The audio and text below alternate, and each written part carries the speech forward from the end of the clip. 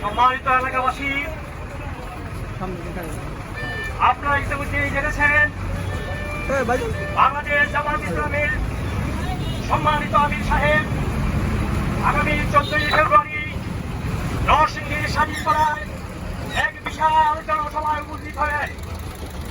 আমরা এই পলাশে রাজধানী থেকে বাংলাদেশ জামাত ইসলামের আমিরকে শুভেচ্ছা ও স্বাগত জানাচ্ছি। বাংলাদেশের জমিনে মানুষের নেতা, মানুষের মুক্তির জন্য এই দেশে আল্লাহর জমিনে আল্লাহর কায়েম করে মানুষের শান্তি এবং আদর্শ সমাজ প্রতিষ্ঠার জন্য, কল্যাণমূলক রাষ্ট্র প্রতিষ্ঠার জন্য একটি ইসলামী আন্দোলন করে যাচ্ছে।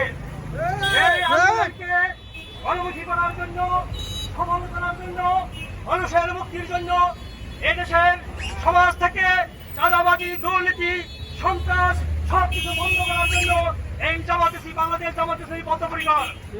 আপনাদের সবাইকে আমরা আহ্বান জানাচ্ছি, আপনারা আসুন বাংলাদেশ জামাত ইসলামীর এই স্বাধীনপাড়ার জনসভায় যোগদান করে এই দেশে মানুষের মুক্তির জন্য আমরা একটি সফল আন্দোলন করি।